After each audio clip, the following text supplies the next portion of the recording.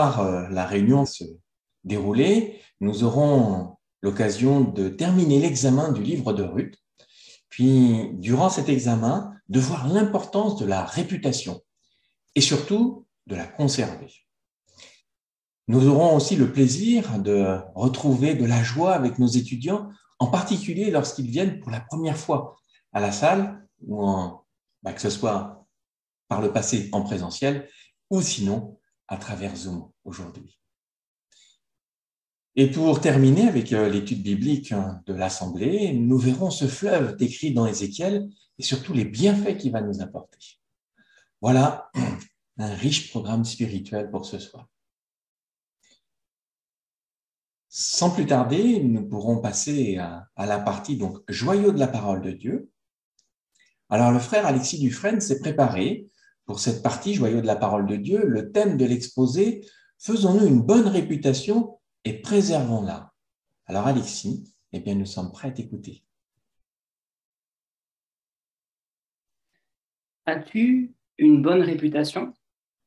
Que disent les gens de toi? Eh bien, nous avons tous un nom que l'on ne choisit pas, mais on peut tous choisir sa réputation et y travailler. Le proverbe 22, verset 1 dit d'ailleurs qu'une bonne réputation est préférable à une grande richesse et qu'être respecté vaut mieux que l'argent et l'or. En tant que serviteur de Jéhovah, eh bien, notre réputation est importante. Parce que nous voulons avoir une bonne réputation auprès des hommes. Nous portons le nom de Jéhovah et nous ne voulons pas le salir. Notre réputation rejaillit sur Jéhovah. Et nous voulons également avoir une bonne réputation auprès de Jéhovah. Et c'est là le plus important. Mais comment avoir une bonne réputation? Quelles sont les qualités qui contribuent à une bonne réputation auprès de Jéhovah? Ce soir, on va parler de Ruth et de son excellente réputation. On a vu la semaine dernière que Ruth, cette femme moabite, a suivi sa belle-mère Noémie. Elle a témoigné envers elle de l'amour fidèle, en s'occupant d'elle, en prenant soin d'elle. Et de retour à Bethléem, Ruth va devoir glaner dans les champs pour pouvoir se nourrir, elle et Noémie. Elle doit sûrement réfléchir à sa vie, à son avenir. Est-ce que le glanage sera suffisant pour les faire vivre? Elle s'occupe de Noémie, mais qui s'occupera d'elle lorsqu'elle sera âgée? Noémie lui a dit que Boaz, le propriétaire des champs où elle va glaner, est de leur famille, et donc un racheteur. Selon la loi, cela voulait dire qu'il pouvait se marier avec elle, comme son mari est mort avant plus d'avoir un héritier. Un choix est donc devant elle. Elle est encore jeune. Trouver un mari parmi les hommes de son âge, ou perpétuer le nom de son défunt mari en demandant à Boaz, cet homme beaucoup plus âgé qu'elle, de l'épouser. Eh bien, Boaz est consciente de cette situation, de cette réflexion qu'elle peut avoir. Et lorsqu'elle se présente à lui pour la demande de rachat, eh bien, il va la féliciter. On trouve ces paroles en Ruth chapitre 3 et au verset 10. Il lui dit « Que Jéhovah te bénisse, ma fille. Tu as manifesté ton amour fidèle encore plus cette fois-ci que la première fois, en ne courant pas après les jeunes hommes, qu'ils soient pauvres ou riches. » Elle doit vraiment être fière que cet homme qui s'efforce de suivre les principes de Jéhovah admire ses qualités et son amour fidèle. Et on comprend que c'est Jéhovah, à travers Boaz, qui lui dit qu'il est fier d'elle. On l'a vu, Ruth a de belles qualités. L'amour fidèle, également l'humilité. Elle a écouté le conseil de Noémie par rapport au rachat, alors que l'action qui était nécessaire, se coucher aux pieds de Boaz, ça pouvait lui paraître étrange, voire même humiliant. Mais elle a compris l'importance de perpétuer le nom du défunt dans son pays, parce que c'est une disposition de Jéhovah. Et son amour pour Jéhovah la pousse à suivre ses principes. On voit également que ces actions ont des conséquences sur les autres, sur Noémie, sur le nom de son ancien mari et sur Jéhovah. Application pour nous. Eh bien, nos actions ont des conséquences sur les autres, bonnes ou mauvaises, mais plus important, sur Jéhovah. En appliquant ces principes dans notre vie, en agissant avec, par exemple, bonté, en faisant passer les intérêts des autres avant les nôtres, eh bien, on va pouvoir se construire une bonne réputation, comme Ruth. Boaz continue avec le verset 11 en disant « Et maintenant, ma fille, n'aie pas peur. Je ferai pour toi tout ce que tu demandes, car tout le monde en ville sait que tu es une excellente femme. » Ruth est connue de tous pour être une excellente femme, qui a la réputation impressionnante. Sa conduite, ses paroles ne sont pas restées inaperçues. Tous les efforts qu'elle a faits pour soutenir sa belle-mère, sa constance, son ardeur au travail et ses belles qualités ont été remarquées. Et on sait qu'elle n'a pas choisi la voie de la facilité.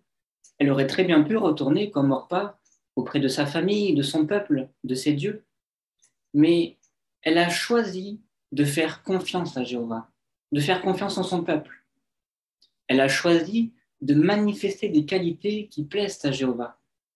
Des qualités comme la bonté, l'amour fidèle, l'humilité, le respect.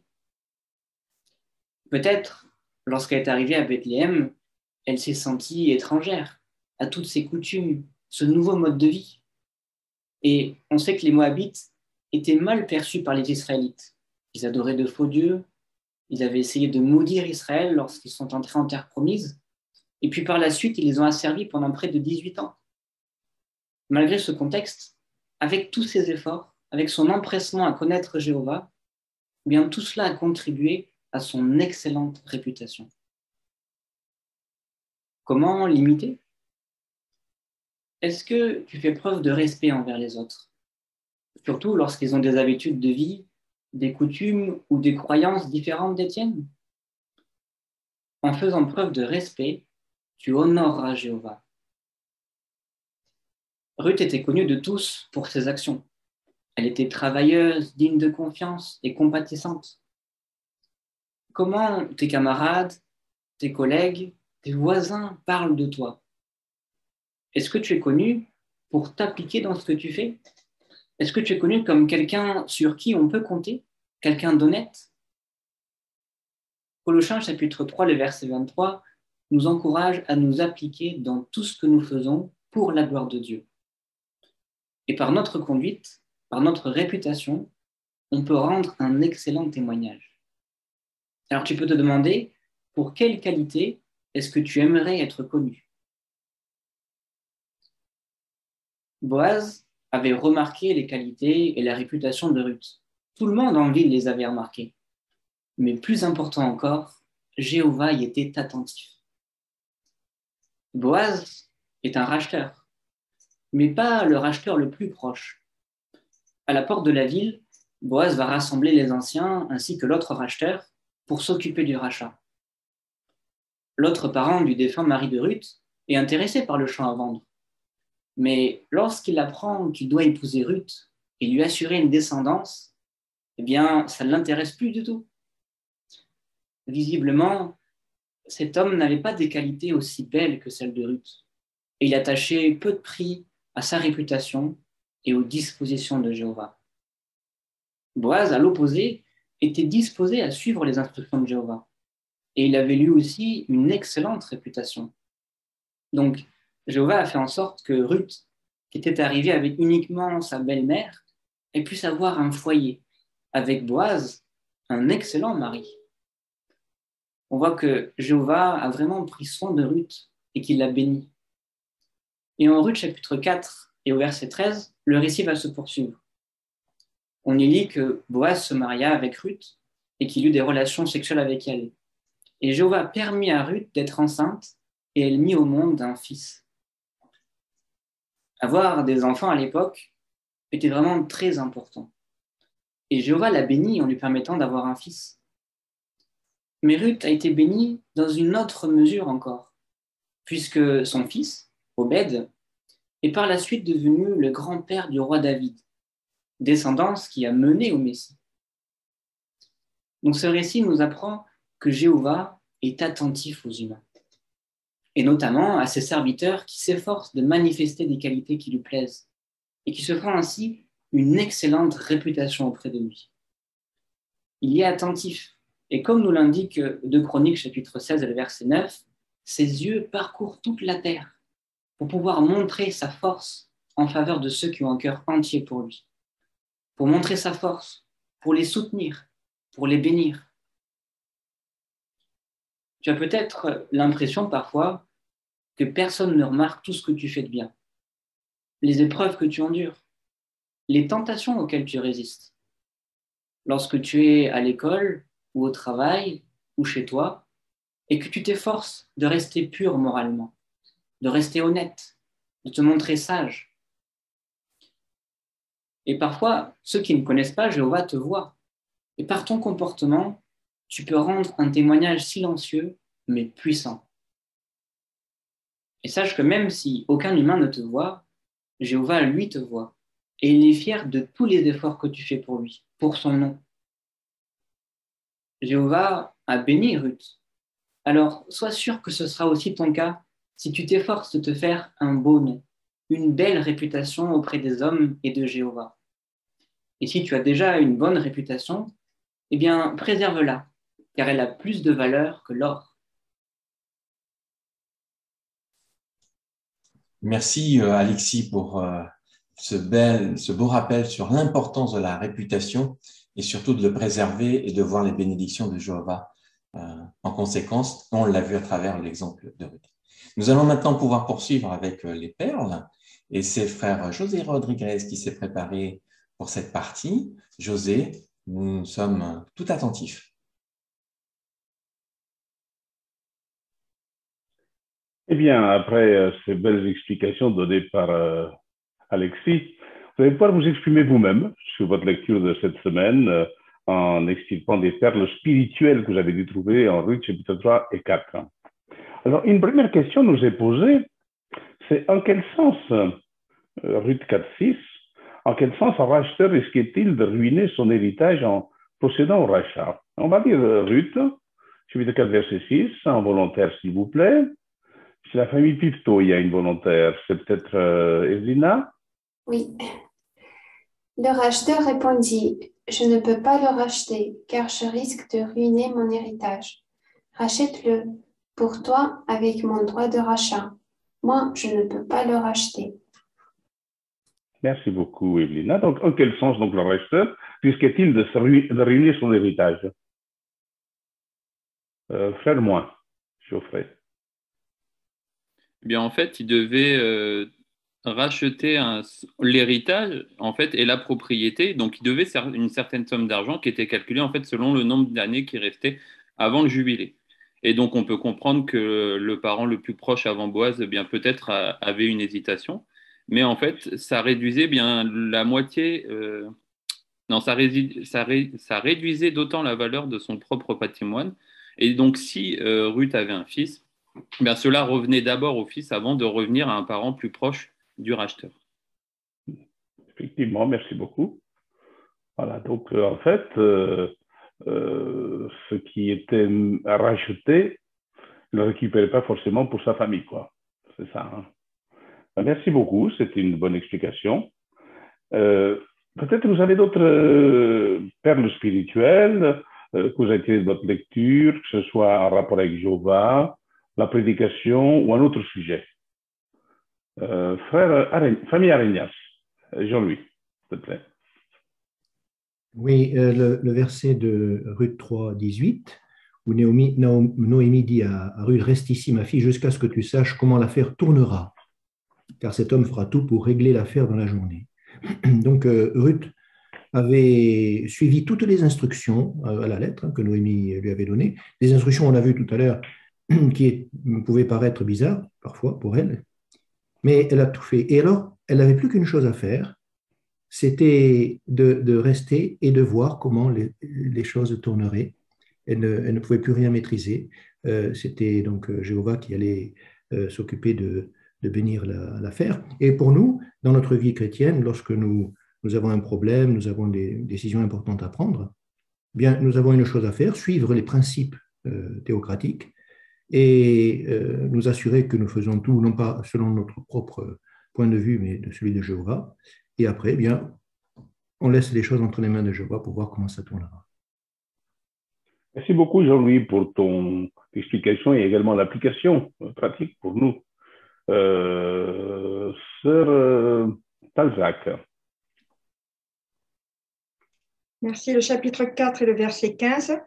Pouvons-nous nous élargir en amour parce que Ruth n'était pas de la même génération, de la même nationalité, de la même culture, de la même langue maternelle, mais leur amitié et son amour pour sa belle-mère a passé sur toutes ces différences.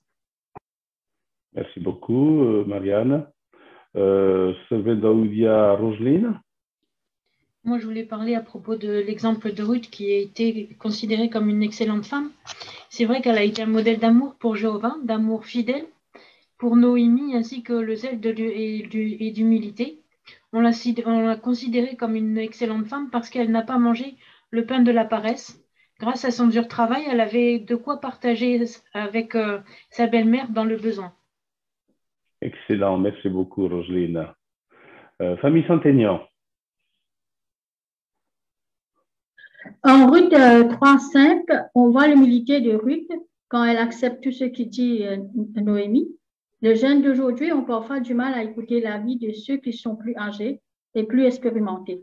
Donc, l'exemple d'humilité de Ruth nous rappelle qu'écouter la sagesse de nos frères et sœurs plus âgés qui nous aiment et veulent notre bien peut être très profitable.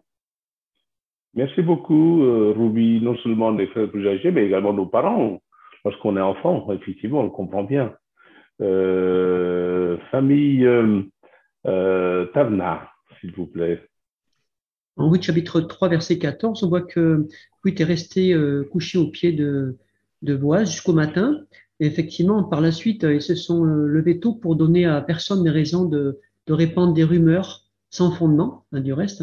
Ils ont vraiment cherché à préserver leur réputation aux yeux de Jéhovah. Et c'est vraiment un bon exemple pour nous. On ne devrait rien faire qui pourrait choquer par nos paroles, notre comportement, nos frères et sœurs.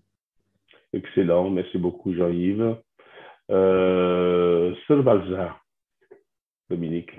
L'amour de Jéhovah est vraiment manifeste dans les derniers versets du livre de Ruth. Il a permis à 2 femmes non israélites qui ont fait des choses que Jéhovah désapprouvait, mais qui en sont venues à l'aimer, à savoir Ruth, et aussi la mère de Boaz, qui était Rahab. Et Jéhovah leur a donné un beau privilège de faire partie des ancêtres du Messie. C'est vrai, les petits clins d'œil de Jéhovah sont exceptionnels, n'est-ce pas? Sœur Jean Vion.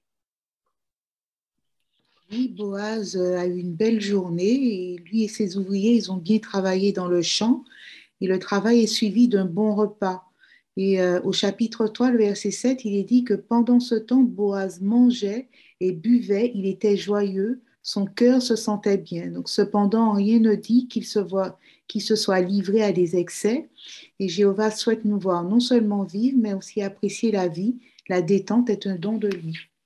Merci beaucoup, Mylène. La période de la moisson, c'est une période très joyeuse pour les moissonneurs, c'est vrai. Famille Joindeau.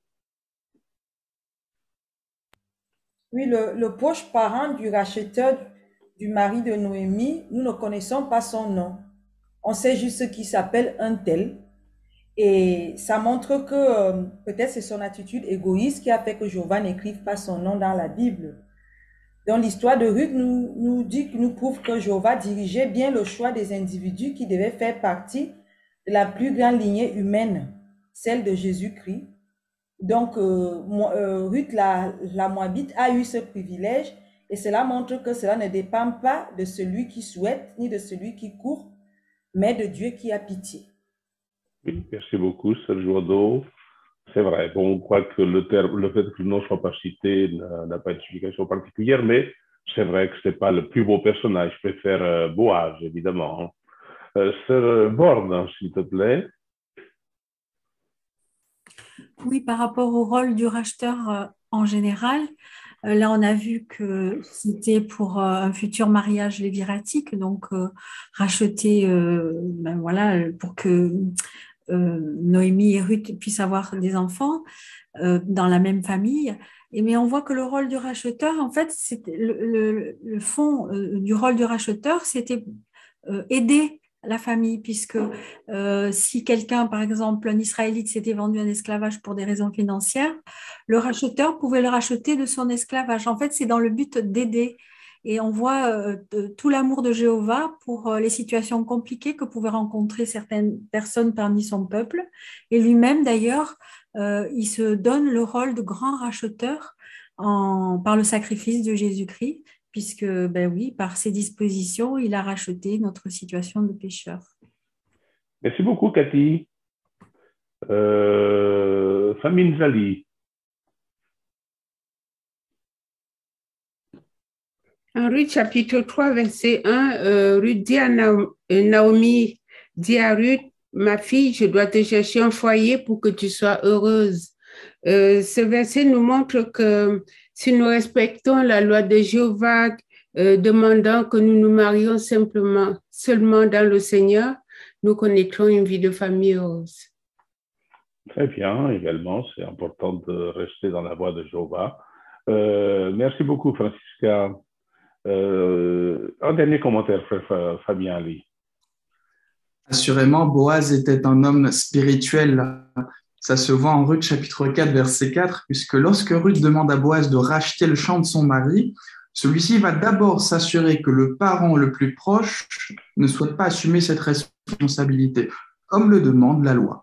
En fait, il nous laisse un bel exemple de spiritualité. Même lorsqu'on a envie de bien faire, nous montrons que nous accordons du prix au point de vue de Jéhovah en recherchant quel principe est en jeu pour pouvoir prendre une bonne décision. Merci beaucoup, Fabien. Un excellent commentaire. Voilà. Merci beaucoup pour vos deux excellents commentaires qui ont été bien encourageants. Merci, José, d'avoir orchestré cette partie. Et comme tu l'as dit, merci à tous pour nos efforts de recherche, nos commentaires, ce qui montre toute l'importance que nous accordons à l'étude de la Bible.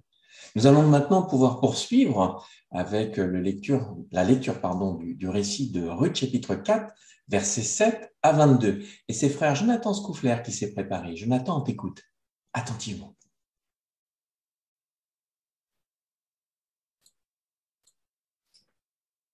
Autrefois, en Israël, voilà comment on avait coutume de valider toutes sortes d'affaires concernant le droit de rachat et d'échange. L'un devait retirer sa sandale et la donner à l'autre. C'est ainsi qu'on concluait un accord en Israël. Et donc, quand le racheteur dit à Boaz « achète-le pour toi », il en retira sa sandale. Alors, Boaz dit aux anciens et à tout le peuple « Vous êtes témoins aujourd'hui que j'achète à Noémie tout ce qui appartenait à Elimelech et tout ce qui appartenait à Kilion et à Malon. Je prends aussi pour femme Ruth la Moabite, la femme de Malon, pour que le nom de celui qui est mort reste associé à son héritage et ne soit pas oublié parmi ses frères et les habitants de sa ville. Vous en êtes témoins aujourd'hui. » Alors, tous ceux qui étaient à la porte de la ville et les anciens dirent « Nous en sommes témoins, que Jéhovah accorde à la femme qui entre dans ta maison d'être comme Rachel et comme Léa, qui ont toutes les deux donné naissance au peuple d'Israël. Que tout aille bien pour toi, Ephrata. Fais-toi une belle réputation à Bethléem. Que par la descendance que Jéhovah te donnera de cette jeune femme, ta famille devienne comme la famille de Pérez, que Tamar a donnée à Juda. » Boaz se maria donc avec Ruth et il eut des relations sexuelles avec elle. Jéhovah a permis à Ruth d'être enceinte et elle mit au monde un fils.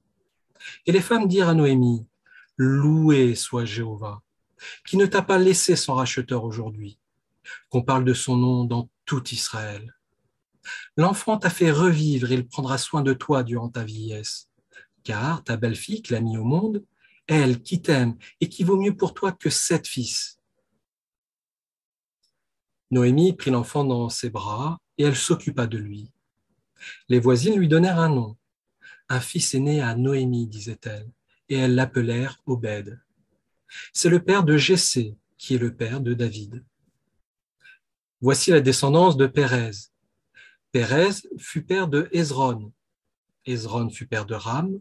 Ram fut père d'Aminadab. Aminadab fut père de Nachon. Nachon fut père de Salomon. Salomon fut père de Boaz. Boaz fut père d'Obed. Obed fut père de Jessé. Jessé fut père de David. Merci, Jonathan, pour la bonne lecture. Alors, tu avais la leçon numéro 5 lecture exacte d'après 1 Timothée chapitre 4, verset 13. Qu'est-ce que l'on peut retenir? L'invitation à lire exactement et à voix haute ce qui est écrit sur la page. Eh bien, nous avons pu suivre ta lecture et c'est exactement ce que tu t'es exercé de faire. Alors, ça se décline en 3 parties et on l'a bien ressenti. La première, c'est prépare-toi bien. Donc, on a vu une lecture fluide et vraiment agréable à suivre avec un ton, d'accord, à chaque partie du récit. Prononce chaque mot correctement, parle clairement. Tout a été accompli à la perfection. Ce monde n'existe pas, mais en tout cas, tu as vraiment mis beaucoup d'efforts dans ta lecture. Ça a été très agréable à suivre. Voilà. Merci à toi. Nous allons maintenant pouvoir poursuivre avec la partie « Applique-toi au ministère ». Pour cela, frère Jean-Louis Serre s'est préparé à l'exposé « Augmente ta joie à prêcher, aide tes étudiants de la Bible à assister aux réunions ». Alors Jean-Louis, on est attentif à cette discussion et à la vidéo que tu vas pouvoir nous présenter. Indéniablement, les étudiants de la parole de Dieu qui assistent régulièrement aux réunions progressent davantage. C'est une belle évidence. Aussi, comme nous le verrons dans le cadre de cette discussion, nous voudrons les aider à désirer très tôt découvrir la valeur de nos rassemblements, à bénéficier de tout ce qui découle de l'enseignement de Jéhovah. Ils doivent découvrir que c'est un événement sacré dans lequel nous tous, ensemble, bénéficions de l'instruction divine. Le psaume 22, verset 22, déclare ceci, je cite, le psalmiste dit « Je veux louer ton nom dans l'assemblée ». De quelle manière peut-on imiter son attitude? Eh bien, déjà notre attention lors du programme, mais également notre participation enthousiaste constitue autant de moyens bien de louer le nom de Jéhovah. Regardons ensemble une autre citation des psaumes qui est proposée. Nous lirons avec l'aide d'un volontaire le texte du psaume 65, verset 4. Psaume 65, verset 4. Quelqu'un veut-il se proposer?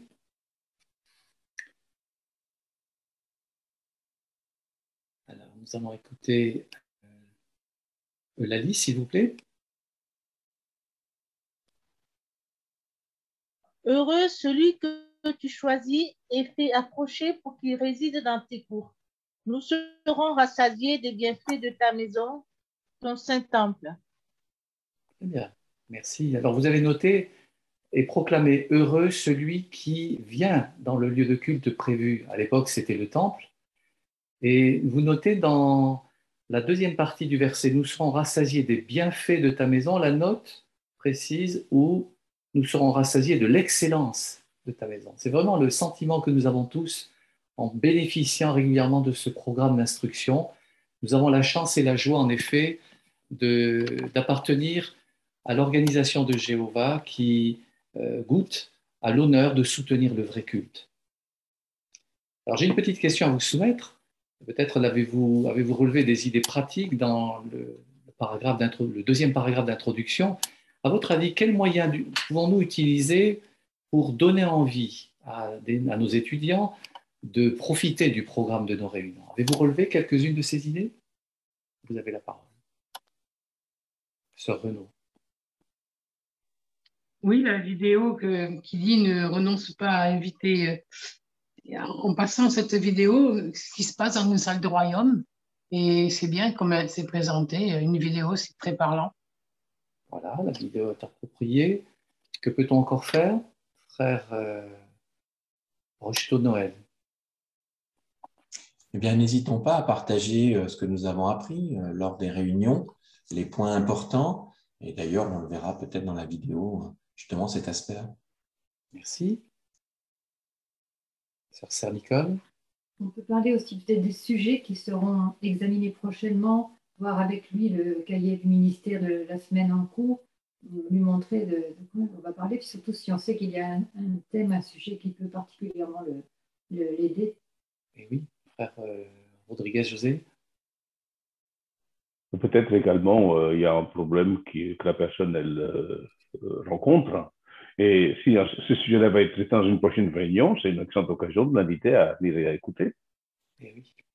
Alors, nous avons l'habitude de suivre les épisodes de Jade et Nita. Eh bien, soyons attentifs à cette nouvelle vidéo les concernant, avec des idées pratiques pour inciter les étudiants à venir à nos réunions. Nous aurons d'autres 3 questions ensuite.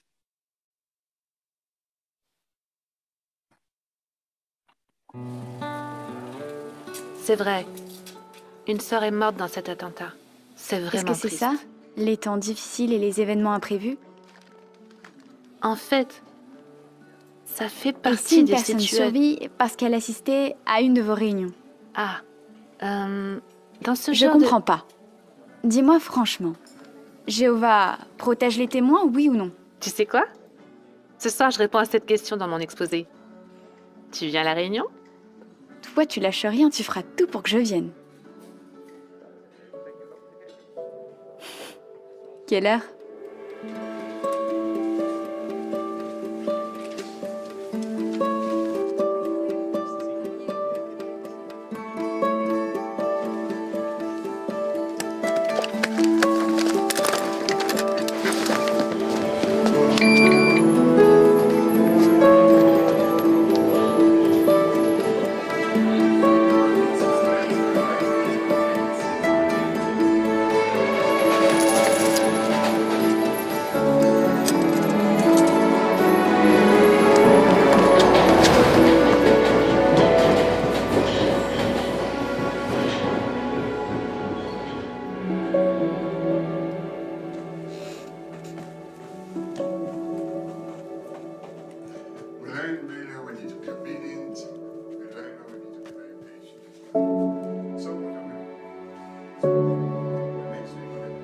J'étais trop déçue d'avoir manqué l'exposé de Nita.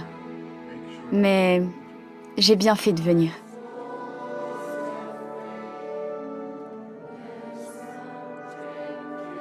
Nita m'avait dit, tu verras, aux réunions il y a beaucoup d'amour entre les frères et sœurs. J'avais aucune idée de ce qu'elle voulait dire. Mais là, je l'ai vu par moi-même.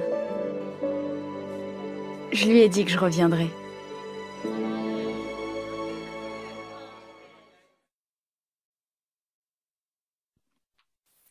Bon, belle vidéo, j'ai quelques questions à vous soumettre. La première, quelle occasion Nita a-t-elle saisie pour inviter Jade à une réunion de l'Assemblée? Vous notez sa méthode? Famille Arémias. Oui, Nita pose une question et elle lui demande si Jéhovah protège les témoins de Jéhovah. Donc, Jade n'a pas répondu tout de suite. Enfin, c'est les noms, j'ai peut-être inversé les noms. Alors, elle lui a dit, ben, écoute, j'ai un sujet à faire là-dessus, sur cette question, tu n'as qu'à venir. Voilà, donc l'invitation a été faite et donc l'étudiante était curieuse de savoir la réponse et elle est venue. Alors, pourquoi éprouvons-nous de la joie lorsqu'un étudiant assiste aux réunions, même s'il en a manqué peut-être la moitié, comme c'est le cas de Jade? Quelle raison? Qu'en pensez-vous? Sœur Talzac. Bien déjà pour qu'elle vienne goûter cette unité, cette joie aussi, et puis en retirer que de la satisfaction et voir par elle-même. Parce que c'est vrai que Nita, depuis le départ, elle aurait pu être offusquée, être embêtée de toutes les questions qu'elle lui posait déjà pour venir à la salle, là, de son retard. Mais Nita est restée joyeuse jusqu'au bout pour bien montrer bien l'importance de venir aux réunions, même si on arrive en retard. Merci. Sœur Lisa Rodriguez. On le voit dans cette vidéo, ça n'a pas été facile non plus pour l'étudiante de se rendre à la réunion, même si peut-être c'est un problème d'organisation. Elle a fait des efforts et donc quand un étudiant vient à la réunion, même si c'est qu'une partie de la réunion, même si c'est en retard, eh bien, il a fait tous ses efforts pour Jéhovah, pour être enseigné par Jéhovah. Tout à fait. Et ça nous touche profondément, hein, on est heureux, bien entendu. Alors la troisième et dernière question, qu'a constaté Jade par elle-même la première fois qu'elle a assisté à une réunion? Peut-être relever des idées intéressantes. Famille Passy.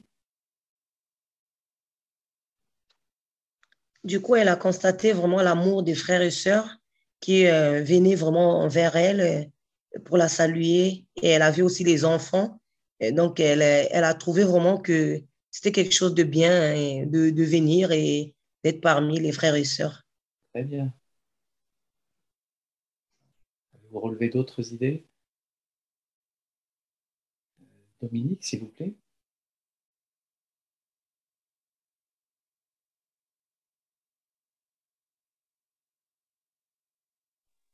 Moi?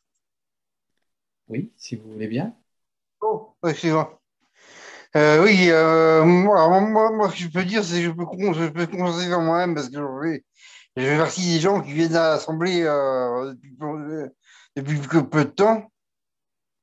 Et je constate effectivement qu'il y a vraiment un amour entre les frères et les sœurs qui est palpable, quoi. On le sent, on le sent, on le sent. Et puis, c'est vraiment palpable. Excellent. Famille Richardson? Et c'était un peu la même chose parce que pendant l'étude, on parle beaucoup d'amour. Jéhovah est amour, dans l'assemblée, on trouve cet amour.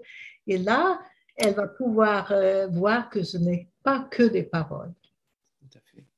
Nous avons un beau défi avec des idées pratiques qui nous ont été soumises afin d'aider les étudiants à progresser plus rapidement en bénéficiant de l'enseignement de Jéhovah. Merci à tous pour votre participation. Merci Jean-Louis. De ces rappels importants, hein, on voit qu'il ne faut pas renoncer à inviter nos étudiants, même s'ils ne répondent peut-être pas tout de suite favorablement à l'invitation à venir à nos réunions. On a vu l'importance de partager ce que nous apprenons et puis peut-être d'être attentif à leurs besoins pour les aider, pour qu'ils puissent venir et participer à nos réunions. Merci. Nous allons poursuivre avec le cours biblique. C'est sœur Nuptia Kimembe, accompagnée de sœur Elisabeth Le Gallais, qui se sont préparées. Eh bien, nous sommes attentifs à ce cours. On vous écoute. Je suis certaine que le sujet que nous allons étudier aujourd'hui va te plaire, vu que tu travailles dans le secteur médical. Nous allons voir quelques arguments en faveur de l'exactitude de la Bible dans le domaine de la science. Nous allons commencer. Voici le thème du sous-titre. La Bible est en accord avec la science. Comme tu le sais, la Bible n'est pas un livre scientifique, mais lorsqu'elle parle de sujets scientifiques, elle est exacte. Examinons un premier fait. À l'époque, beaucoup de gens pensaient que la Terre n'était pas ronde et qu'elle reposait sur les animaux. Donc, regardons une vidéo qui parle de ce sujet. On va reprendre ensemble un verset dit dans cette vidéo. Il s'agit du livre de Job qui a été écrit il y a 3500 ans. Je vais le lire. C'est Job, chapitre 26, verset 7. Il étend le ciel du nord sur le vide. Il suspend la terre sur rien. Selon toi, pourquoi est-il surprenant que la Bible disait déjà à cette époque que la terre était suspendue sur rien? Et tu vois, la vidéo est vraiment étonnante, hein. Je ne pensais pas que la Bible elle pouvait donner des détails sur la forme de la terre. C'est surprenant aussi parce que lorsque la Bible en a parlé, c'est bien avant qu'on le découvre avec la science. Et à l'époque, comme disait la vidéo, hein, les gens n'avaient pas du tout la même conception que la Bible. Dans la vidéo, il parle de l'exemple de l'œuf cosmique. C'est vraiment très parlant. On était vraiment dans des croyances qui pouvaient paraître vraiment absurdes. Oui, c'est vrai. On remarque un décalage entre la croyance répandue et ce que dit la Bible. C'est bien de se rappeler de ce que les gens pensaient à cette époque pour nous permettre de mieux comprendre la valeur de la Bible. Voyons un deuxième fait. Regarde l'illustration, s'il te plaît. Que t'invoque ce dessin? Sur l'image, je vois un nuage, je vois de l'eau qui circule. Ça peut peut-être représenter le cycle de l'eau? Oui, c'est ça. Tu savais que c'est seulement en 1800 pardon, excuse-moi. C'est seulement dans les années 1800 que les scientifiques ont bien compris le cycle de l'eau. Non, je ne savais pas. Et pourtant, la Bible décrivait ce phénomène il y a des milliers d'années. Nous allons lire le verset de Job, chapitre 36, versets 27 à 28. Pardon. Tu peux le lire, s'il te plaît? Oui, il est dit, il attire les gouttes d'eau, la brume se condense et forme de la pluie. Puis les nuages la déversent. Il tombe en pluie abondante sur les humains. Merci pour ta lecture. Selon toi, pourquoi cette description simple du cycle de l'eau est-elle remarquable? Je pense que c'est parce que le texte qu'on vient de lire, il a été écrit il y a environ 3000-3500 ans, hein, c'est ça? Oui. Et en plus, il est écrit de façon claire. Il explique bien le cycle de l'eau. Même si aujourd'hui, on devait décrire ce cycle de l'eau, on pourrait utiliser les mêmes paroles. C'est vrai. Maintenant qu'on a vu les deux premiers faits, y a-t-il des éléments qui pourraient te donner confiance en la Bible? Bah, tu vois, Nuptia, je ne pensais vraiment pas qu'il y avait de tels faits écrits dans la Bible, hein. Honnêtement, ça change vraiment ma vision de ce livre. Les raisonnements sont simples, ils sont pertinents et ça me force à réfléchir sur le côté de son exactitude. Oui, c'est vrai. Tu sais, de nos jours, beaucoup de gens pensent que la Bible est un livre légendaire ou de belles histoires. Peut-être que tu as déjà entendu cela. Ah oui, j'entends souvent ça, oui. Quelle est, selon toi, la preuve la plus convaincante que la Bible est digne de confiance?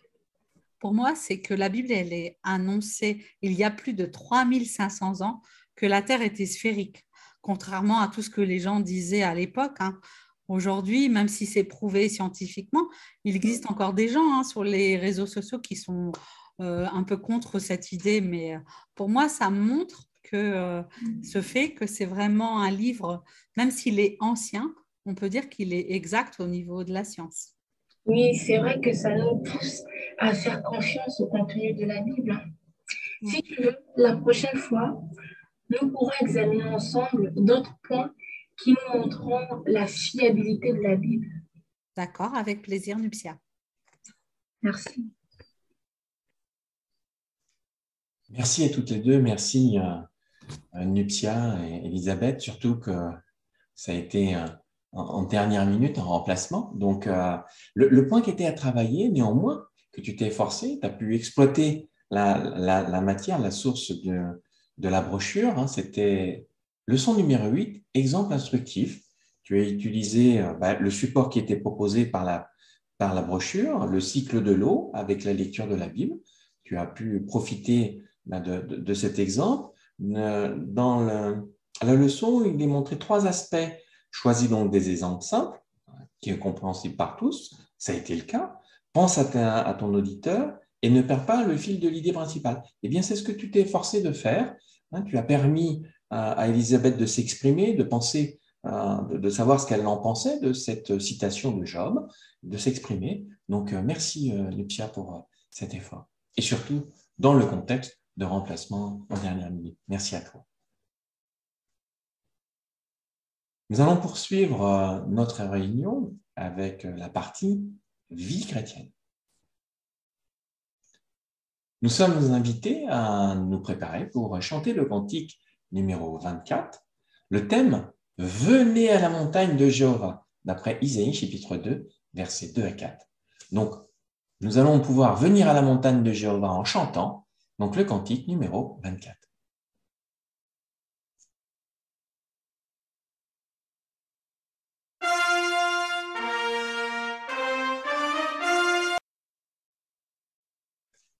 Quelle belle invitation, quel beau cantique à venir à la montagne de Jéhovah.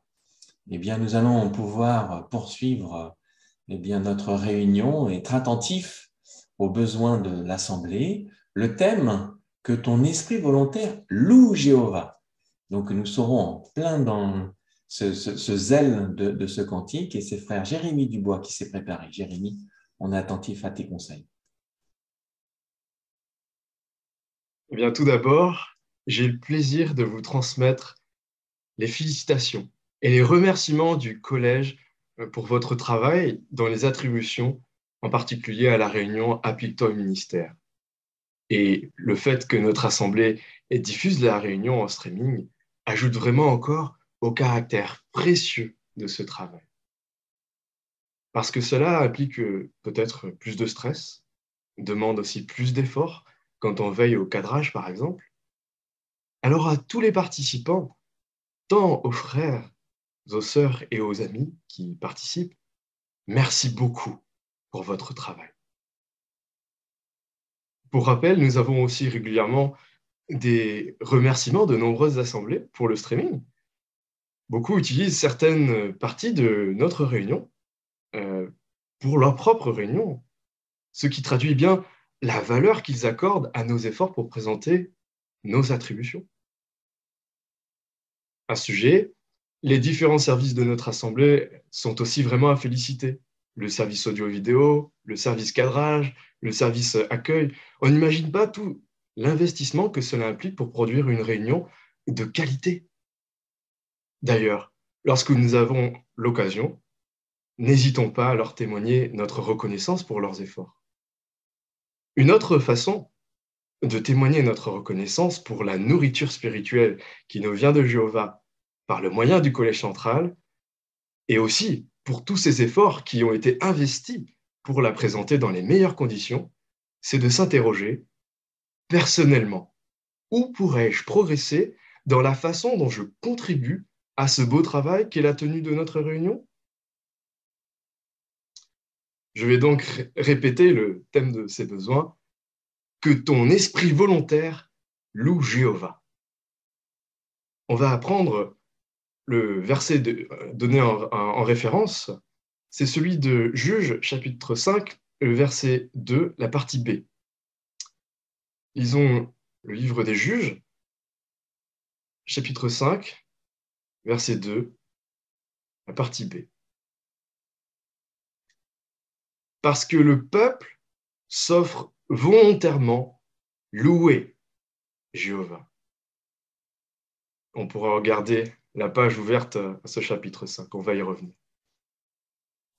Donc, pour nous aider à faire le lien entre notre esprit volontaire, dont on parle dans ce verset, et notre façon de louer Jéhovah, nous verrons deux aspects.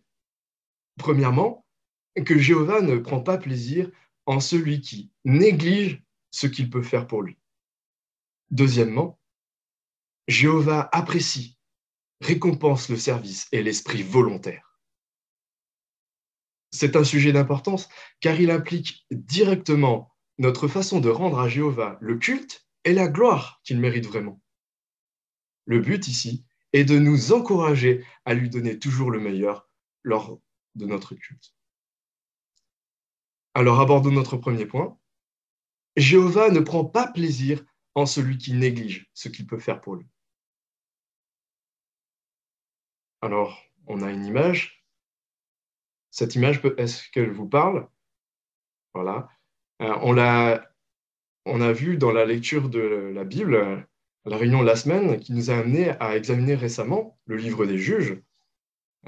Donc, il s'agit de la bataille contre Sisera, le chef des armées du roi de Canaan, une armée bien plus grande et plus en nombre, et surtout bien mieux armée que celle d'Israël. Et pourtant, voici ce que Jéhovah donne comme ordre en Juges, chapitre 4, verset 6. « Prends avec toi 10 000 hommes. » Il y avait besoin de volontaires pour cette bataille. Et pourtant, les réactions à cet appel ont été partagées. Et c'est justement ce qui va nous intéresser. Et pour cela, on va lire le chapitre 5, on va revenir à notre chapitre 5, le verset 9 et 10. Lisons les versets 9 et 10. « Mon cœur est avec les commandants d'Israël, ceux qui sont partis volontaires avec le peuple. Louez Jéhovah. Vous qui montez des ânesses rousses, vous qui êtes assis sur des tapis magnifiques, et vous qui marchez sur la route, réfléchissez à ceci. Les hommes qui sont allés avec Barak ont été, eux, disposés à se battre, même sur des pentes rocheuses et dans le lit d'une rivière marécageuse.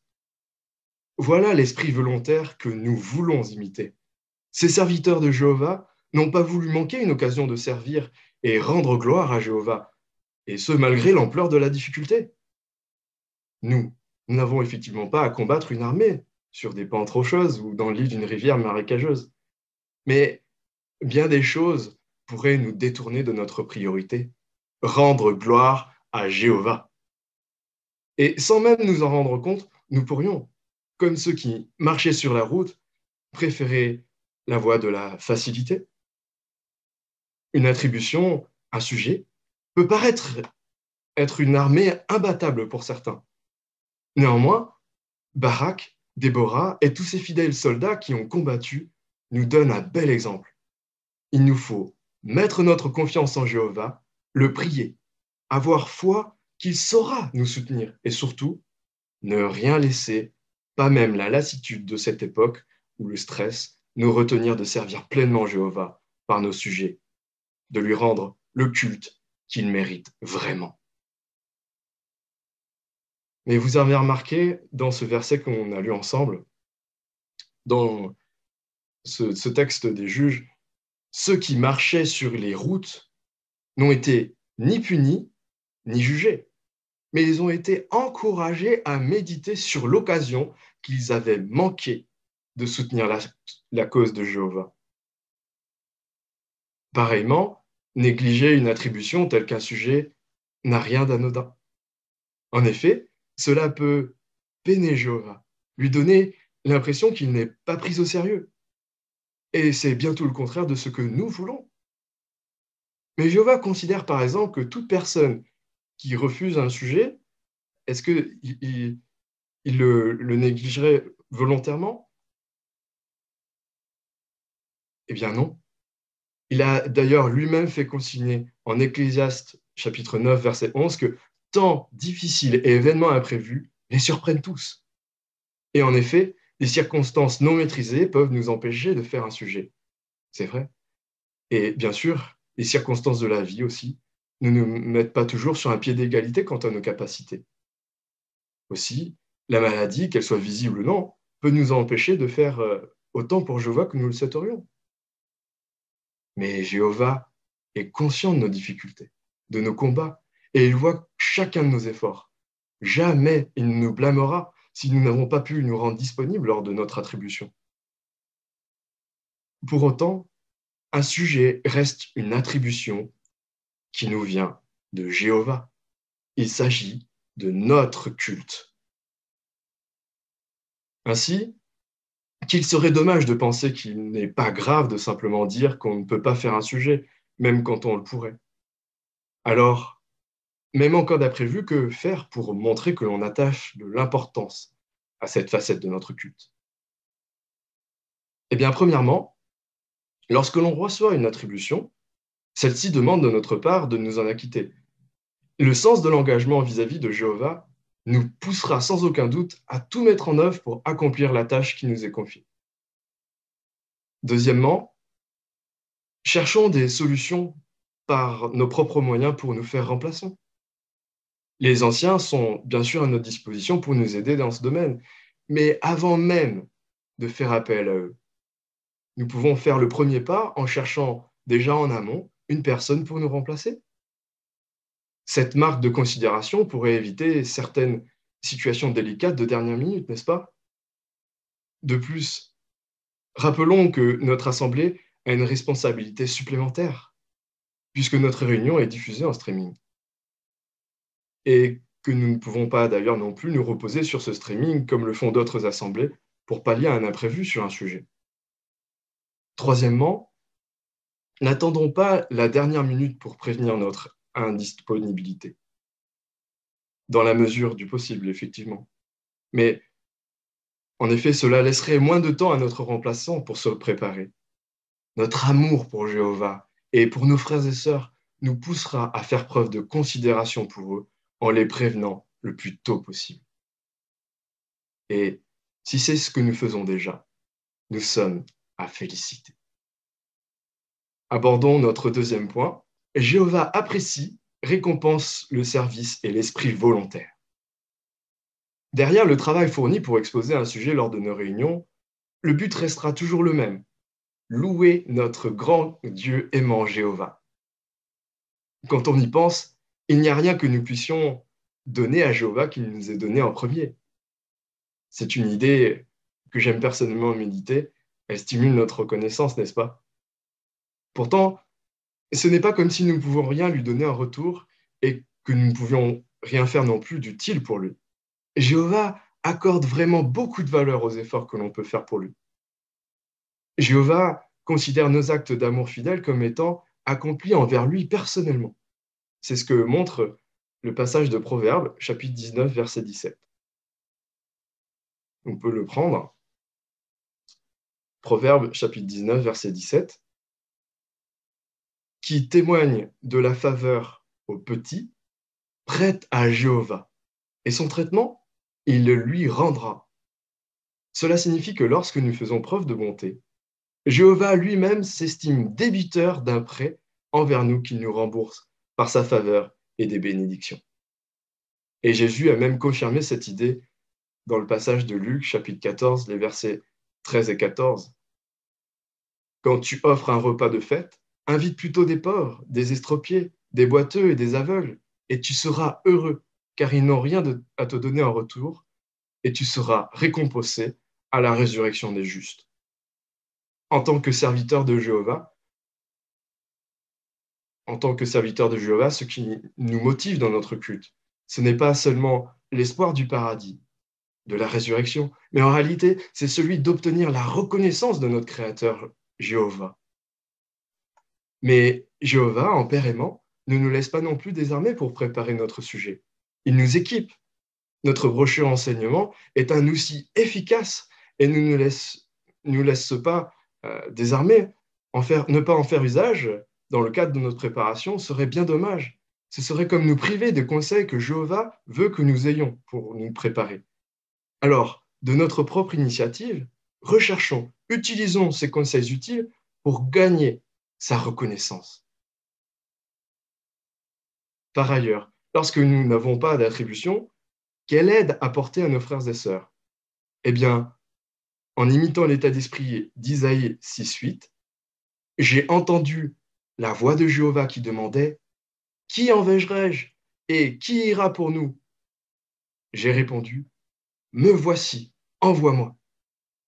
N'hésitons donc pas à nous proposer volontairement en cas de besoin pour les remplacements. N'attendons pas d'être sollicités, mais prenons l'initiative. En conclusion, soyons bien sûrs que notre esprit volontaire compte vraiment pour Jéhovah.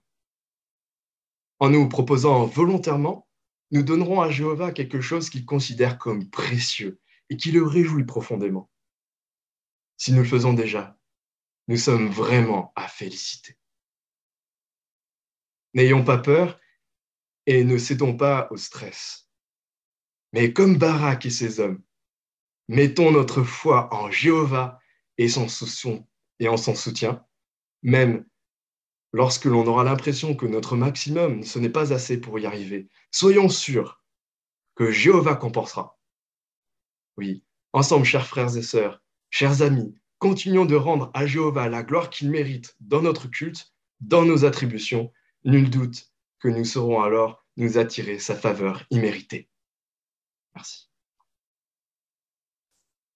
Merci Jérémie pour nous avoir rappelé l'importance de cet esprit volontaire, et, notamment dans les attributions et de ce privilège que nous avons pour notre assemblée. Et comme c'est toujours le cas, Jéhovah bénit nos efforts. Merci.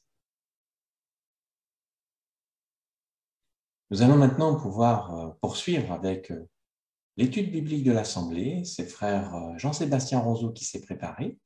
Donc, Jean-Sébastien, eh bien, on est attentif à cette explication et la conclusion de ce chapitre 19 sur le fleuve et ses nombreuses bénédictions.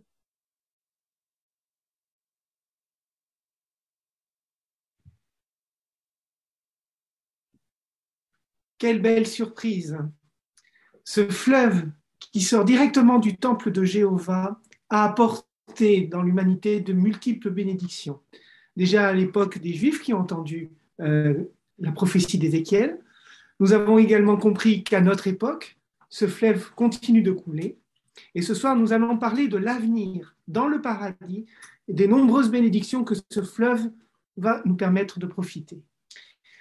Nous sommes donc au sous-titre « Comment la vision s'accomplira dans le paradis ?» et nous commençons avec la lecture des paragraphes 16 et 17. Frère Dufresne, s'il te plaît. Est-ce que tu t'imagines dans le paradis, entouré de tes amis et de tes proches, heureux de profiter pleinement de la vie? L'étude du fleuve de la vision d'Ézéchiel peut t'aider à te faire de cette époque une image encore plus précise. En quel sens? Revenons une dernière fois sur les 3 éléments de ce passage prophétique qui soulignent l'amour de notre Dieu. Un fleuve de bénédiction. Le fleuve symbolique coulera encore plus abondamment dans le paradis, car il n'apportera pas que des bienfaits spirituels, mais aussi des bienfaits physiques. Durant les 1000 ans du règne de Jésus, le royaume de Dieu aidera les humains fidèles à bénéficier de la rançon de manière bien plus puissante. Petit à petit, ils seront ramenés à la perfection. Plus de maladies, de médecins, d'infirmiers, d'hôpitaux, d'assurance maladie. L'eau de la vie agira sur les millions de survivants d'Armageddon, une grande foule qui aura traversé la grande tribulation. Mais ce premier flot de bénédiction, aussi impressionnant soit-il, ne sera qu'un ruisseau en comparaison de ce qui se passera par la suite. Comme dans la vision d'Ézéchiel, l'eau de ce fleuve deviendra beaucoup plus abondante pour répondre à des besoins plus importants. Merci beaucoup. Alors, première question. Pourquoi l'eau de la vie coulera-t-elle encore plus abondamment dans le paradis?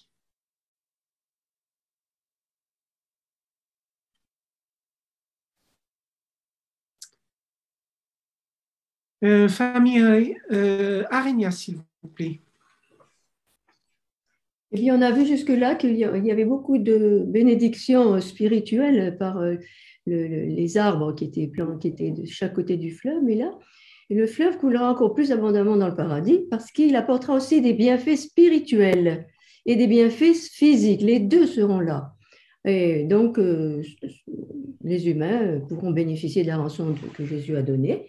Petit à petit, ils vont être amenés à la perfection. Ils n'auront plus à souffrir de quoi que ce soit. Donc, on n'aura plus de médecins, d'infirmiers, d'hôpitaux, d'assurance maladie. Voilà, il agira sur tous ces millions de survivants. Ça sera vraiment extraordinaire. Merci beaucoup. Alors, je vais tout de suite poser la question B, parce que je crois que tu as commencé à donner quelques détails. Quel bienfait ce flot de bénédiction nous apportera-t-il dans le paradis?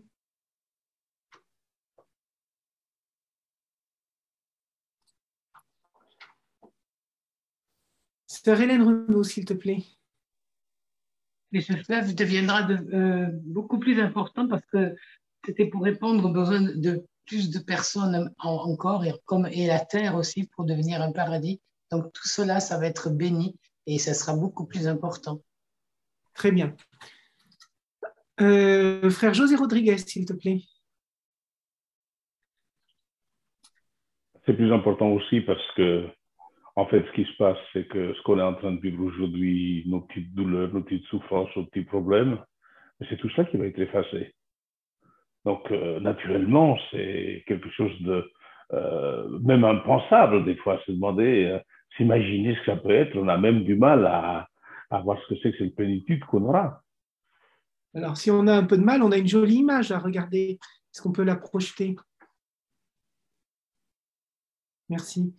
Alors, est-ce que quelqu'un voudrait utiliser le commentaire de l'image pour faire un commentaire et nous expliquer quelles bénédictions abondantes seront disponibles dans le paradis? Famille Serre, s'il vous plaît. L'illustration nous fait rêver parce que ce sont des personnes qui ont retrouvé des conditions de santé parfaites. Elles sont jeunes, elles sont dans un cadre qu'elles aménagent. La nature autour d'eux est préservée. Il y a une unité, il y a l'absence de division. La vie animale, végétale, humaine est vraiment en symbiose autour des bénédictions de Jéhovah. Très bien. Vous avez vu, le paragraphe 16 commence avec cette question. Est-ce que tu t'imagines dans le paradis entouré de tes amis et de tes proches, heureux de profiter pleinement de la vie? Comment vous répondez à cette question en voyant l'image? Sœur Marianne Talzac, s'il te plaît. C'est extraordinaire de dire que ça ne sera pas un rêve, mais que ça sera vraiment une réalité, de ne plus avoir de lunettes, d'appareils auditifs ou quels que soient quelques appareils qu'on a actuellement, hein, parce que quand on vieillit, malheureusement, on repère tout ce qu'on avait eu durant l'enfance, enfin bébé. Et c'est vrai que Jéhovah envoie l'unité, cette véritable fraternité, cet amour véritable et cette vie véritable qui nous tarde de vraiment goûter. Très bien. Frère Jean-Louis Arénia, s'il te plaît. Oui, on peut effectivement s'imaginer en train de travailler comme le font ses frères et sœurs. Ce n'est pas une entreprise, une grosse entreprise de terrassement, hein, qui agit, non, c'est avec la bonne santé, avec la bonne humeur, on s'attaque à des travaux qui ne sont pas forcément simples, hein, mais c'est vraiment une excellente ambiance, on s'y voit effectivement. Très bien. Sœur Marie-Thérèse Guérin? Oui, la fin du paragraphe 17 dit que après le premier flot de bénédiction, enfin tout ce qu'on verra, ça sera tout ce qu'on voit, ça sera rien par rapport à ce qui se passera par la suite. On peut prendre l'exemple des gens qui vivaient il y a 200 ou 300 ans. Jamais ils n'auraient pensé qu'un jour on irait sur la Lune ou qu'on pourrait voir et parler avec des gens n'importe où dans le monde à n'importe quelle heure. Eh bien, je pense que dans le monde nouveau, Jéhovah va nous réserver plein de surprises auxquelles on ne pense même pas parce qu'on n'a pas idée que ça puisse exister. Alors justement, on va voir pourquoi justement on peut quand même être affirmatif sur l'idée que ce fleuve va continuer de grossir avec le paragraphe 18.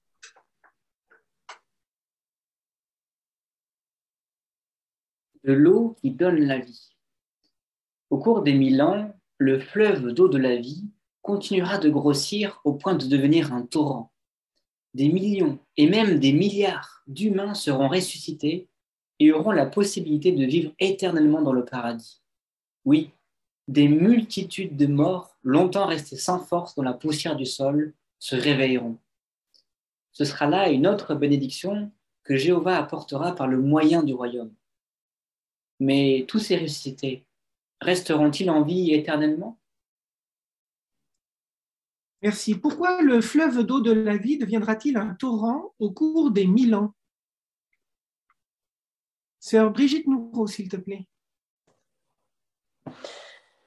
Merci. Pour la bonne raison que des millions de personnes, voire des milliards d'humains seront ressuscités et viendront grossir ce fleuve d'eau de la vie qui deviendra un torrent. Effectivement. Frère ou sœur Richardson, s'il vous plaît. Donc, le torrent va apporter la vie à tous ces milliards de gens qui sont morts. Oui, très bien. Quelqu'un voudrait peut-être expliquer comment la prophétie d'Isaïe 26, 19 va se réaliser?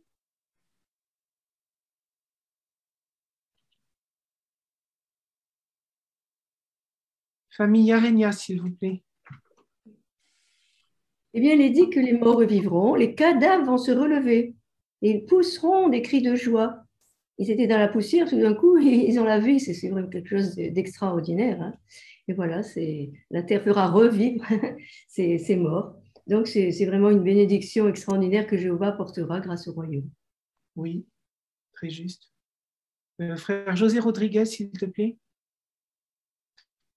Pour la plupart d'entre nous, sinon tous, c'est peut-être une des plus merveilleuses espérances qu'on peut avoir.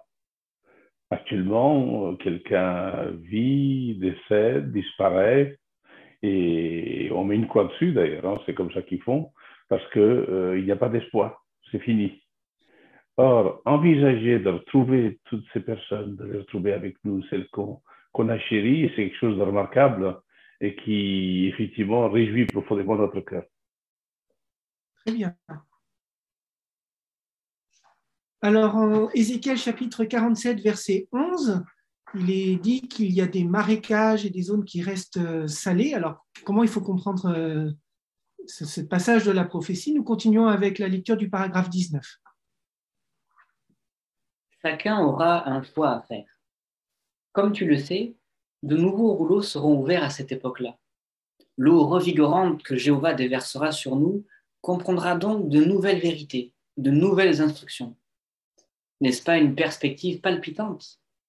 Pourtant, certains ne voudront pas de ces bénédictions et préféreront désobéir à Jéhovah. Des humains se rebelleront peut-être au cours des 1000 ans, mais ils ne pourront pas troubler la paix qui régnera dans le paradis. On se rappelle que dans la vision, il est question d'endroits marécageux qui restent sans vie, abandonnés au sel. Quelle folie de refuser obstinément de boire la précieuse eau de la vie. Après les 1000 ans, un groupe de rebelles se rangera du côté de Satan. Tous ceux qui rejetteront la juste domination de Jéhovah subiront la même fin, la mort éternelle.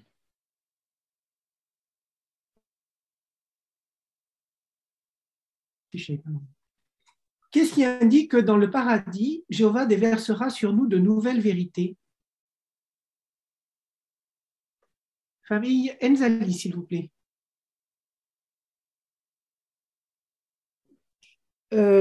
Parce que dans le paragraphe, il est fait mention de nouveaux rouleaux qui seront ouverts. Il s'agit donc de nouvelles vérités, de nouvelles instructions que nous recevons. Oui, très juste. En quel sens certains humains seront-ils abandonnés au sel?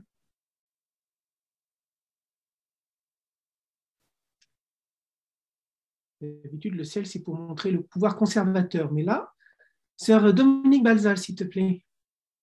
Bien, durant ce règne de 1000 ans, si certaines personnes refusent obstinément d'obéir et se rebellent, bien comme le dit Isaïe 65:20, elles mourront puisqu'elles seront un obstacle au bonheur, à la paix, et elles seront, figurément parlant, abandonnées au sel. Oui, très bien. Donc, comment faut-il comprendre cette expression, abandonné au sel?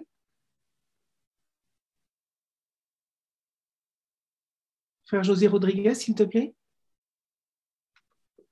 On se souvient dans les études précédentes qu'on a mis en évidence que l'espace des marécages auxquels n'accédait pas cette eau ne permettait pas la vie. Là où il y avait et donc, c'est le fait qu'ils se privent de la vie véritable que Jéhovah leur propose. Et c'est d'autant plus vrai quand on regarde Révélation chapitre 1, versets 7 à 12. Il est question que même à la fin de 1000 ans, même à ce moment-là, après avoir tout appris, venant de Jéhovah, ayant réalisé tout ce qui est en train de se préparer, eh ben, il y a encore des éléments qui refuseront d'accepter, et pour eux, c'est la mort éternelle. Très bien. Alors, tout le long du fleuve, il y a des arbres qui prospèrent. Alors, on va rentrer plus maintenant dans l'explication de ce détail de la prophétie avec le paragraphe 20. Et après la lecture du paragraphe 20, frère Dufresne, s'il te plaît, lis-nous Révélation 22, versets 1 et 2. Des arbres qui nourrissent et soignent. Jéhovah souhaite qu'un maximum d'humains ait la vie éternelle. C'est pour ça qu'à l'avenir, il mettra de nouveau en place une disposition qui correspond aux arbres de la vision d'Ézéchiel. La différence, c'est que dans le paradis, les bienfaits de Jéhovah seront aussi bien physiques que spirituels. Au ciel, Jésus-Christ et ses 144 000 co-dirigeants seront rois pendant les 1000 ans. Et en leur qualité de prêtres, ils dispenseront les bienfaits du sacrifice rédempteur et aideront les humains fidèles à devenir parfaits. Cette disposition nous rappelle les arbres de la vision d'Ézéchiel, qui produisent des fruits nourrissants et dont les feuilles servent de remède. Cette vision nous fait d'ailleurs penser à une autre prophétie magnifique, écrite par l'apôtre Jean. Les feuilles des arbres que Jean a vues sont pour la guérison des nations. Les 144 000 participeront avec Jésus à la guérison de millions d'humains fidèles en les délivrant du péché et de la mort. Révélation chapitre 22, les versets 1 et 2. Et l'ange m'a montré un fleuve, le fleuve d'eau de la vie, limpide comme du cristal, qui sortait du trône de Dieu et de l'agneau, et coulait au milieu de la rue principale de la ville. Des deux côtés du fleuve, il y avait des arbres de vie, qui produisaient 12 récoltes de fruits, donnant leurs fruits chaque mois. Et les feuilles des arbres étaient pour la guérison des nations.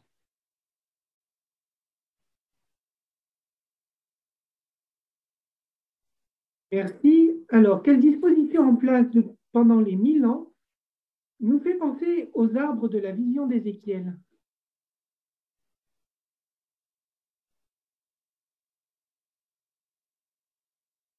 Sœur Andela, s'il te plaît. Merci.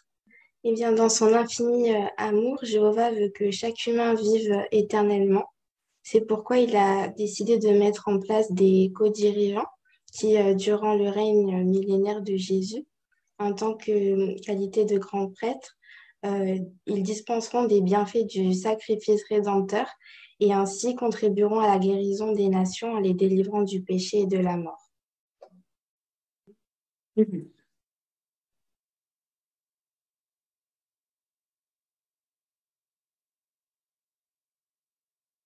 Alors, on a lu la prophétie de Révélation 22, versets 1 et 2. Quel lien peut-on faire avec celle d'Ézéchiel?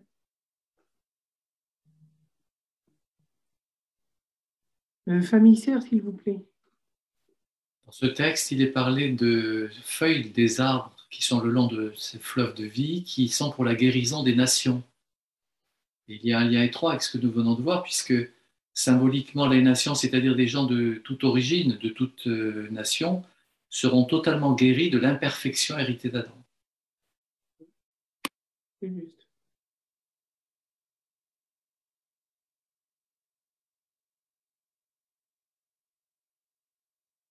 Frère José Rodriguez, s'il te plaît. En fait, ce sont les dispositions par rapport avec le royaume qui interviennent, hein, puisque nous prions pour la venue du royaume. Et effectivement, c'est la disposition que Jéhovah il a prise. Il va donner le pouvoir à Jésus et à ses 54 000 co-héritiers de nous appliquer la venue du sacrifice de Jésus, et qui est symbolisée ici par les feuilles des arbres qui guérissent. Et donc, il va y avoir une transformation totale de notre personne. On va être nous sans être nous, quoi. On va être nous bien, quoi. Très bien. Alors, nous arrivons à la conclusion et nous lisons le paragraphe 21.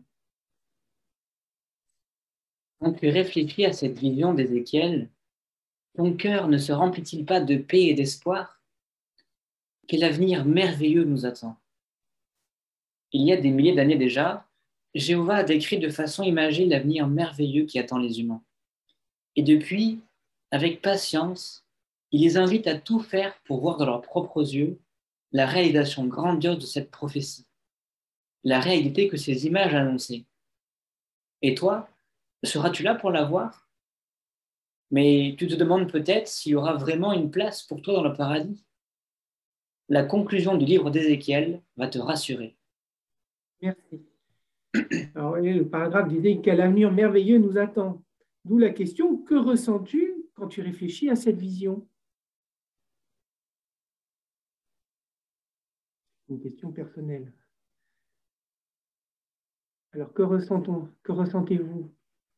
Qui voudrait s'exprimer? Sœur Marianne Talzac, s'il te plaît.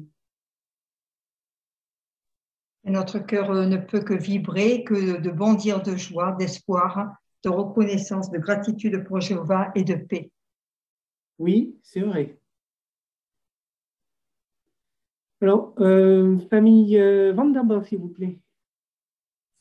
Moi, ces paragraphes m'ont vraiment donné très hâte de pouvoir aussi découvrir ces nouveaux rouleaux, de voir comment peut-être des nouvelles choses qu'on pourra découvrir sur Jéhovah, et aussi bien d'être l'objet attentif aussi de Jésus et des 144 000 pour nous aider à retrouver la perfection. Ben, ça donne aussi dès aujourd'hui vraiment envie de suivre au plus près les instructions du Collège central.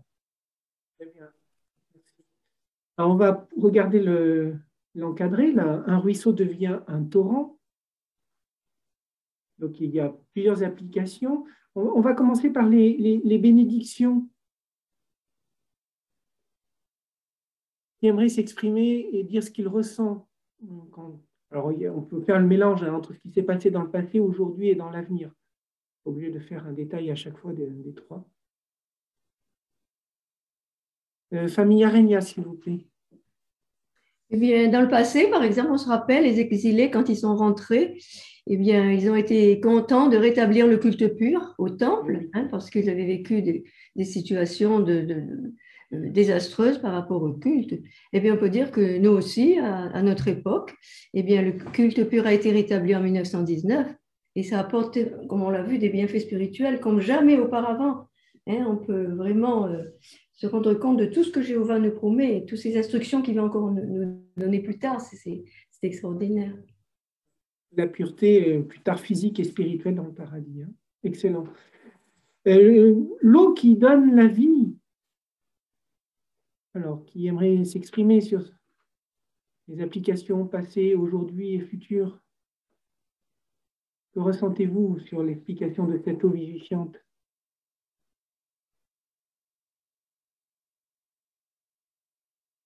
Sœur Hélène Renaud, s'il te plaît. La délivrance de cet enseignement qu'on avait avant de mensonges, et c'est vraiment une liberté et un plaisir de connaître ce que Jéhovah nous enseigne spirituellement. Et vraiment, on ne peut que le remercier et s'efforcer de lui être reconnaissant en le servant. C'est vrai. Famille Véron, s'il vous plaît. C'est ça, de pouvoir avoir ces vérités bibliques qui nous redonnent la vie sur le plan spirituel, mais de penser au bienfait que ça apportera de redonner la vie dans le monde nouveau, de pouvoir retrouver nos êtres chers disparus, de pouvoir ainsi revoir comment Jéhovah va redonner vie à ces milliards d'humains. C'est vraiment quelque chose de merveilleux aussi. C'est vrai, très bien. Et puis on avait parlé aussi, ça a été surtout ce soir, là, les arbres qui nourrissent et qui guérissent. Alors, il y a une application dans le passé, aujourd'hui et dans le futur. Que ressentez-vous sur cette explication par rapport à la bénédiction que ça apporte? Famille Tavna, s'il vous plaît. Oui, dans le passé, donc sur le plan spirituel, ces arbres ont permis aux serviteurs fidèles de Jéhovah d'être guéris spirituellement. Ils ont été rétablis ils ont rétabli le culte pur. Ils ont été guéris de leur maladie spirituelle. Et bien, à notre époque, l'abondance de nourriture spirituelle que nous recevons par différents moyens nous aide à être en bonne santé spirituellement, à la différence de ce monde actuel qui est malade spirituellement. Et dans le futur, nous aurons des bénédictions, nous serons guéris non seulement spirituellement, mais surtout physiquement. On aura une vitalité, une santé éternelle. Alors, on va juste finir sur l'image de cet encadré.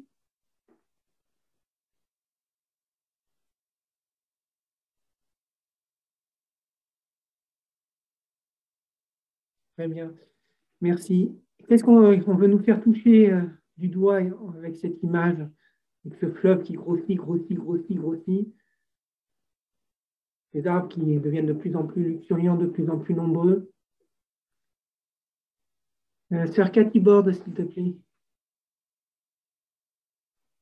Oui, il y a sûrement beaucoup à dire. On voit que les arbres poussent progressivement à partir du moment où l'eau commence à être plus abondante. Et ça me fait penser au psaume qui dit que l'homme qui se réjouit dans la loi de Jéhovah, c'est comme un arbre planté près des cours d'eau. Et là, on voit que ces arbres plantés et qui produisent du fruit parce qu'ils puisent leurs racines dans cette eau, que sont tous les flots de bénédiction, les enseignements de Jéhovah et tout ça. Et ça montre que, on n'imagine même pas, ça va être quelque chose de progressif, de permanent, quelque chose de puissant, et c'est vraiment réjouissant. Oui, très bien, merci. Famille Richardson, s'il vous plaît. Ça fait penser à la générosité sans limite de Jéhovah qui apporte cette l'eau de la vie. Il n'a pas de ressources limitées et il va donner plus qu'on peut imaginer, et c'est quelque chose de merveilleux. C'est sûr, excellent. Très bien. Eh bien, nous allons faire la petite révision. Le culte pur et toi. Comment la vision du fleuve s'est-elle accomplie dans le passé? Alors, on vient juste de le voir en regardant l'encadré. Donc, du coup, les réponses sont plus faciles. Ah non, pardon, j'ai oublié une question. Excusez-moi. Par rapport à la semaine prochaine. Question B. Que va t'apporter la conclusion du livre d'Ézéchiel? On va parler de quoi?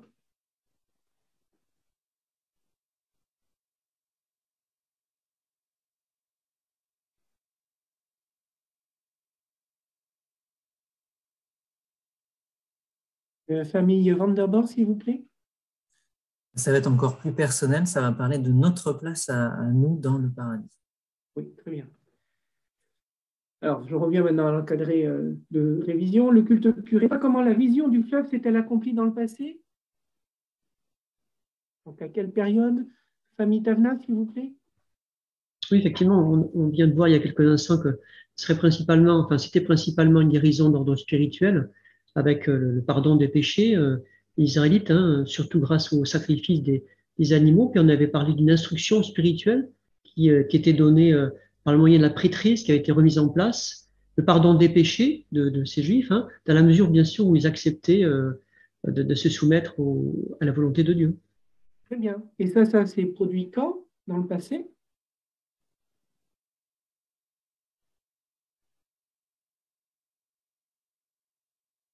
Famille Serre, s'il vous plaît. Retour d'exil de Babylone. Très bien. Merci. Question 2. De quelle façon cette vision s'accomplit-elle à notre époque?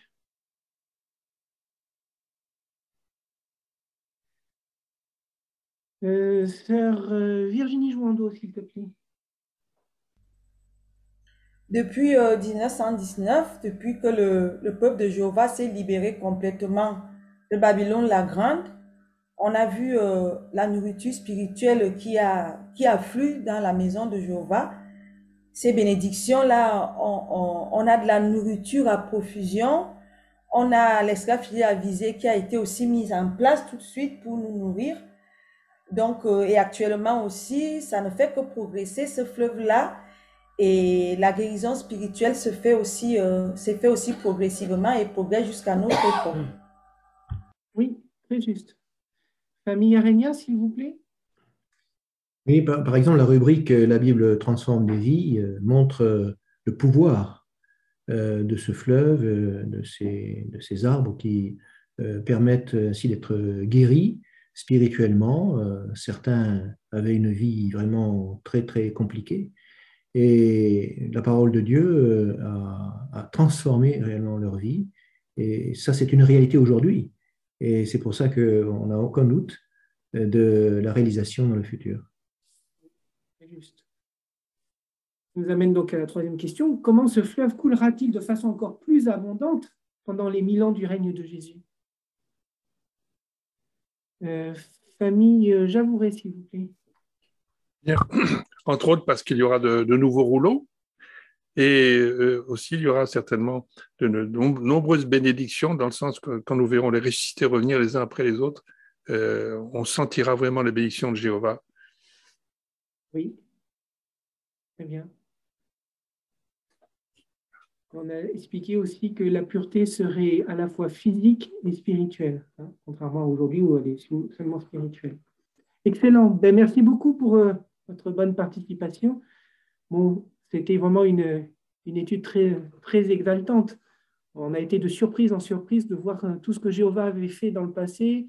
On s'est dit, ah ben, finalement, aujourd'hui, il en a fait encore plus qu'il n'en avait fait au retour en exil. Et puis ce soir, on se rend compte que finalement, dans le futur, il y en a encore plus qu'aujourd'hui. Vraiment, comme vous l'avez souligné, Jéhovah est très, très, très généreux. La semaine prochaine, on verra cette prophétie, on verra que Jéhovah a prévu que le pays soit divisé d'une façon très particulière. On étudiera ce partage. Alors, bonne préparation et à la semaine prochaine. Et oui, les bienfaits spirituels de ce fleuve, bienfaits spirituels immédiatement, mais aussi dans l'avenir, quel plaisir. Les yeux pétillent de savoir ce qui va se passer très bientôt, sur le plan spirituel et aussi sur le bienfait physique. Quelle riche programme que Jéhovah nous prépare dès aujourd'hui. Alors, qu'avons-nous retenu de cette soirée? On a vu l'importance d'avoir une bonne réputation et aussi de la conserver, cette réputation. On a pu méditer sur l'exemple de Ruth, de Boaz. Permettons de garder à l'esprit ces exemples-là pour que nous puissions les imiter. Nous avons vu aussi l'importance d'éviter nos étudiants à venir le plus rapidement possible à nos réunions. Aujourd'hui, à travers Zoom, mais demain, à la salle directement. Et comme on vient de le conclure avec cette merveilleuse prophétie du fleuve avec Ézéchiel. Donc, quelle belle espérance que Jéhovah nous donne. La semaine prochaine. La semaine prochaine, comme nous avons terminé l'examen du livre de Ruth, nous allons aborder un nouveau livre. Alors, nouveau, il n'est pas nouveau dans la Bible, mais en tout cas, c'est le livre de 1 Samuel que nous allons examiner et débuter. Quelle invitation? L'invitation que va nous donner ce livre, c'est de parler à cœur ouvert à Jéhovah. Et encore une fois, nous pourrons méditer sur un exemple du passé. C'est Anne. Que s'est-il passé? La semaine prochaine, vous pourrez le découvrir. Et de cet exemple, de parler à cœur ouvert, jeunes, parlez à cœur ouvert aussi à vos parents. Les parents, mettez les conditions comme Jéhovah le fait pour que vos enfants puissent parler à cœur ouvert à votre égard. Donc, la semaine prochaine, ce sera un beau et riche programme. Donc, nous sommes invités à être présents.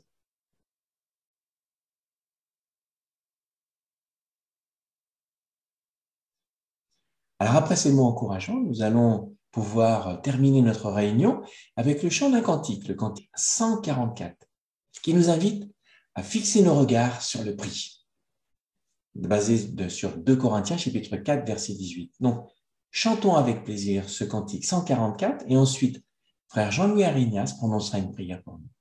Donc, nous pouvons être attentifs au cantique 144.